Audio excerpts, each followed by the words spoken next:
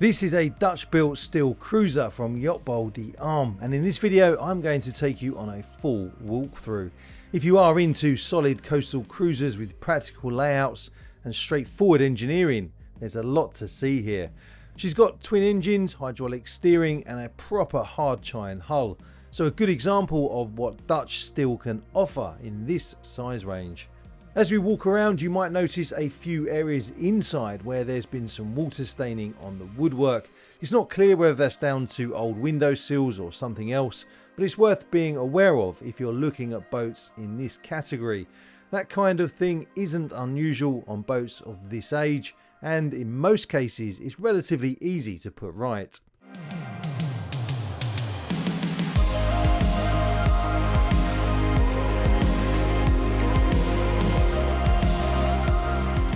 So welcome back to the channel. You join me on board boat number 2 of 4. I'm here to film 4 boats today in total.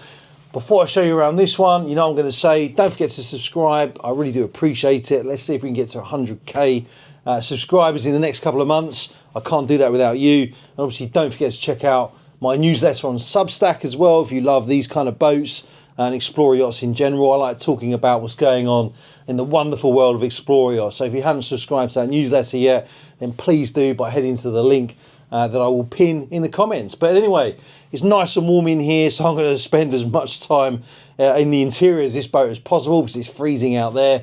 So anyway, join me as I show you around on this particular boat tour on a vessel that I think you'll find very interesting. So this boat has an LOA of 12.8 metres. She has a beam of 4.2 metres and a draft of 1.25 metres. She does have a steel hull as well, and she was built in 2000. In terms of her engine, she's actually got 2 engines, 2 Iveco diesel 80 horsepower engines. She has a displacement of 23 tonnes, and she's a CE category B vessel. And as I say, she does have a steel hull, and the hull shape on this particular boat is hard chine. As you'll see when we step on board, there's 2 cabins on this boat with a total of 4 berths. And inside she's got a headroom of 1.9 metres, and best of all for me, especially today as it's absolutely freezing, she does have a central heating system on board, a Cabola central heating system. So yeah, I'm pretty much looking forward to showing you the outside so I can get back inside and get nice and warm again. And while I do, quick one, if you're thinking about chartering a boat, whether it's a small weekender or something much bigger anywhere in the world and on any budget, send me an email. I offer a free charter broking service and I'm happy to help. Right, let's board the boat on the starboard side. First thing to point out, as you can probably see, wide side decks here. And obviously we've got a handrail that we can grab onto as we're moving around the boat. Another handrail over there on the left hand side as we move forward. And obviously this raised section of the superstructure means that we get more headroom down there, which is why you've got a headroom of 1.9 metres on this boat. Moving forward to the bow, here we find obviously the windlass for the anchor. This is actually a hydraulic windlass as well, and look, we've got the controls over there just on the left hand side. In terms of the deck, we do have a non-skid finish on here as well. And look, if I stand right on the bow, you can get an idea in terms of the shear of this boat.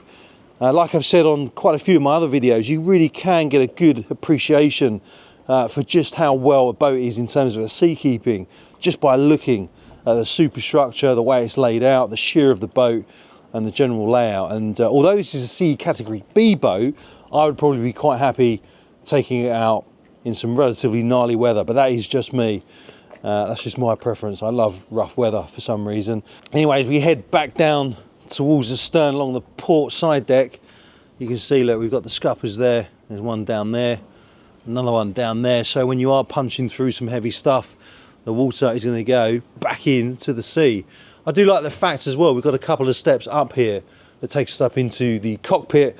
Again, it just means that if you are going through those seas and the water makes its way back here, it can quickly flow back over the side again without coming back into the cockpit. In terms of the cockpit itself, obviously over there on the left-hand side or port side, we have some seating, with some more seating over there on the starboard side, a freestanding table there. And also this boat, as you've probably noticed, does have a stern anchor as well. So we've got another Vitus windlass there to bring in that anchor when we need to bring it in. If I spin around now and face forward, obviously we access into the interior over there on the left-hand side. You can see we've got a radar mast there. And as you can probably tell, you can lower this mast as well. It does have a hydraulic system that allows you to lower the mast to reduce your air draft if you do happen to be cruising through some inland waterways. Raytheon static radar there. Obviously we've got our aerials up there as well, anemometer. Over here on the starboard side we have a helm position. Obviously we've got the steering wheel there.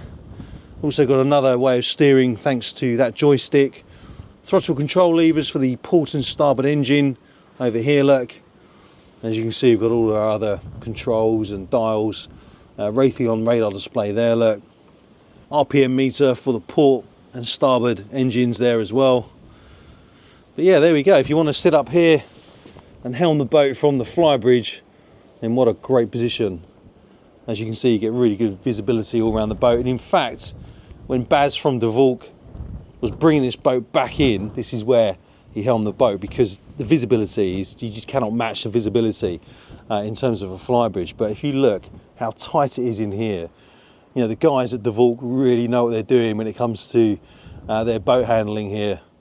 I would not fancy trying to back this in, but Baz made really light work of it. By the way, if you are interested, I have featured that Globemaster on my YouTube channel, and obviously just over there you can probably see Sea Ranger. She's currently listed for sale as well. I have done a video on board that, so make sure you check out my video playlist for that. And also just off the bow there you can see Noelle. I've made a video about her, and I've also made a video about Yeti, which is another Globemaster. And also just behind her, or just to the starboard of her, is the Altena 54 NG, and I've made a video about that one as well. So yeah. By the way, I've started sharing exclusive content for channel members as a thank you for supporting the channel. In these members only posts, I give updates on what I'm working on and which boats I'll be featuring next. If you'd like to join, just click on the join button or use the link in the video description. Right, anyway, I've pretty much shown you everything to show you up here in the cockpit. So now let's get inside and start warming up. So I'm going to open up this, look, and you lift up this, a little hydraulic strut there. And very importantly, I'm going to shut it back off again because I do not want the heat escaping out of here. And here we go. So starting off over here on the starboard side, L-shaped seating area with a fixed table there, look. Little lamp over there. It's very cozy in here. Really, really nice and spacious. Lots of headroom. And of course, I'm going to sit over here and show you the view that you get. Now through there obviously is the galley. I'm going to take you down there in just a second. But yeah, if you finish your hard day of cruising and you're back alongside, you can sit here, relax. You've got a TV fixed into that cabinetry over there with a couple of JVC speakers underneath.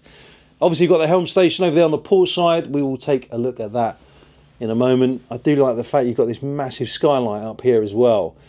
So you can open that for some fresh air. But yeah, you can see the windows in here are absolutely huge. So you get a really, really good connection to your seascape thanks to those large windows. Over here, if we just move back a little bit, I'll pop this open and you can get access in there to some of the electrical gear, which is really, really handy. Right, I think what we will do now is I'm going to take you aft and show you down into the galley, and then we'll come back up here and I'll show you around the helm before showing you forward. So we go down these 3 steps into this very cozy area here, look. So over here on the port side, we've got some more seating, and quite comfortably fit, you know, 4, maybe 5 people in there. Fixed table there, of course. And over here on the starboard side is where we find the U-shaped galley. Starting with the 4-burner induction hob over there. I'll pop this open for you. Obviously we've got a little fridge down there. You'll be pleased to know you do have fiddles on here as well, so you can still grab onto something if you are cooking something up whilst it's rough out there. There's my friend the singing fish. I've not seen one of them for a while. Over here, of course, we have stainless steel sink. I'll pop this open for you, look. So yeah, you can just fit whatever it is you want to put in there. And we do have a washing machine over there as well, candy washing machine. And back aft, open this up, and there we go, look, another little fridge in there, a little lock on it, so that'd be quite handy for me if I was on here with my kids that would be raiding the fridge at every opportunity. And over here, look, we have a freezer. So there's a good amount of cold storage on here. Obviously you're not going to be sort of disappearing off across the Atlantic on this boat, so you've got just enough storage to keep the food with you for a week or two, depending on how much you eat. So yeah, good amount of storage. Microwave down there. Chop you off a standard Royal Navy salute and say as you were. In summary, I really like this galley. Like I say, you could easily fit 4 or 5 people over here. It's really cozy down here. Still got a good amount of light thanks to the portholes. You can open up this one over here if you are cooking, but also we've got an extractor fan there as well. So if, like me, you have a tendency to burn your food, then it's going to go straight up through that extractor fan, which is really handy. But yeah, very cozy, very cozy. Right, let's spin around and come back into the saloon now. Now, one of the things about the layout of this boat, and you'll see this in a minute, is because you've got this raised area here, you've got quite a bit of space in the engine room, which is really good. I quite like this split level living arrangement. I know it's not everybody's liking, but I really like it. I think it just helps when you're going away for a couple of weeks or a couple of months to have these little living areas separated from one another. So if you do want to sort of go and take some time out, retreat into your man cave, and then there's some areas on here that you can of course do that. Right, helm position. Obviously lots of switches over here for all your holding tank pumps, your bilge pump, all your other pumps as well that you can turn on and off here. Over here we have the master vault control, set of binoculars. This thing, I've no idea what that is. 1 2 1 2, come in. Not seen one of them before on a boat. I like it though. Over here on the left, then we have the rudder angle indicator there, VHF down there, look, steering joystick over there. Throttle control levers for the twin engines over here on the right hand side. And again, look, we've got the dials there for the starboard Iveco engine and the dials, and obviously the start-stop switch for the port Iveco engine as well. Just up here, we've got the Raytheon display for the radar and all the other stuff that you need as well. But yeah, nice layout on this particular helm station. Little plaque there that says nobody's perfect except the captain, and who can disagree with that? But if I pull this chair back, it's not a fixed chair, so you can move it around and just plonk myself here. There you go, you can get a bit of an appreciation for the view that you get when you're helming this beautiful boat. I like the fact over there on the starboard side you've got 2 seats, so you can have your co-pilot, navigator sat up here, first mate, whatever you want to call them. They can perch themselves over there whilst you are helming the boat. But if I spin around, there you go, look, you get a good view all around the boat. Those big windows there, look. I like the fact you've got this little cubby hole there for the binoculars. It's quite handy. At least you know where they're going to be as and when you need them, and they're not going to go flying around when you're making your way through the rough stuff. Okay, let's step up and head down here. I'll show you around. So over here we have a twin single cabin, decent sized beds in there, look, some storage up there so you can fit whatever it is you're going to be bringing with you up there. And look, you can open that as well to get some fresh air in here. Of course, very important fire extinguisher over there, look.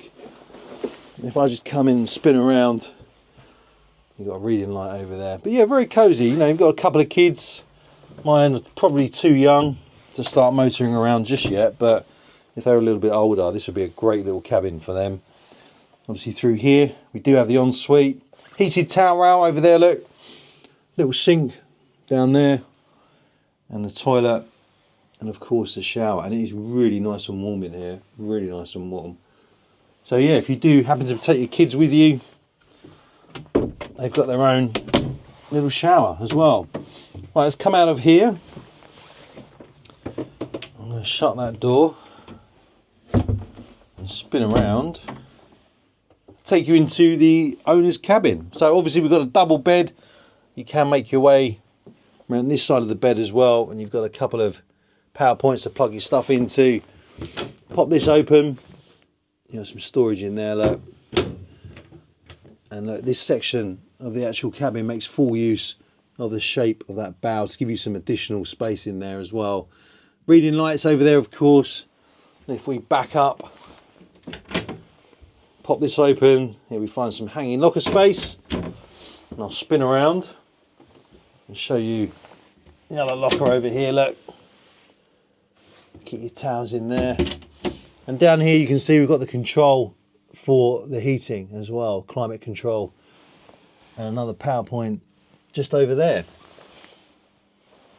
Now if you're wondering where you get access into the ensuite, here we go. Obviously we've got the sink over there and the toilet. And look, I love the fact you've got a mini bath in here, look. I mean, how great is that? So if your other half is saying, look, I only want a boat that's got a bath in it, then this one technically does tick that box.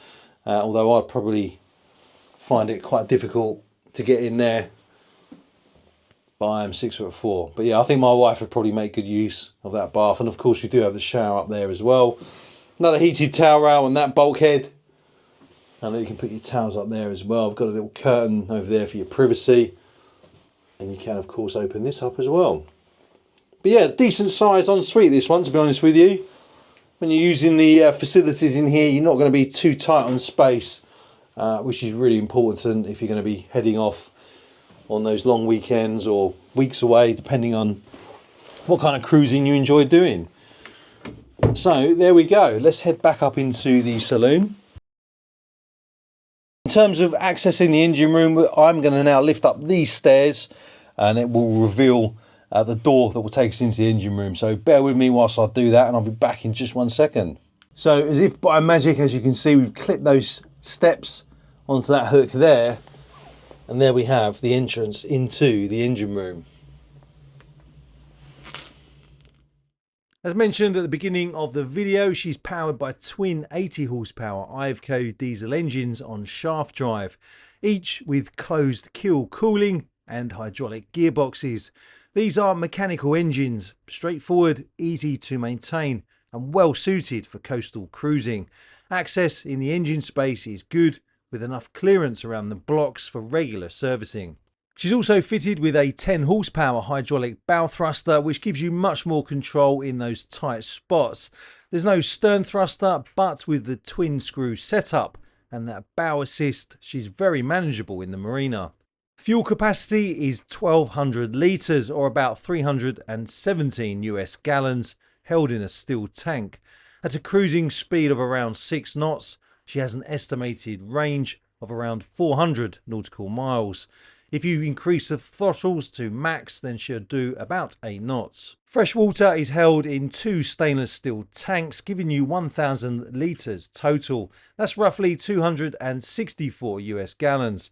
There's also a separate black water tank of 250 litres and a grey water tank at 350 litres. She also has a Kohler 8 kVA generator with a dry exhaust, and the electrical setup is 12, 24 and 230 volts. There's a full master volt system on board, including charger, inverter and battery monitor, along with 6 200A batteries and 1 60A unit. As always, I'd like to say a massive thank you for joining me on this boat tour. I'm really interested to hear what you think of this particular vessel, so make sure you leave some comments in the video description. A big thank you to my friends here at De Valk in Utrecht for allowing me to come here with my camera and drone and show you around. I really do appreciate it. When I filmed this boat, she was listed for sale, but has since been sold.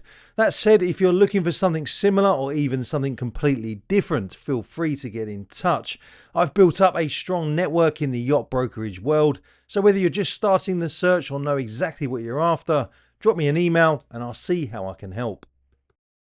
If you haven't already, don't forget to give the video a like. I really would appreciate it. Please also don't forget to subscribe to my channel. It really is a great way to support the channel. The first thing that boat owners look at when I talk to them about potentially featuring their boat on my channel is how many subscribers I've got. So please do subscribe, and also don't forget to subscribe to my free newsletter. And I know there's a lot of asks in there, but it really helps to support the channel and grow the channel as well. So please do that.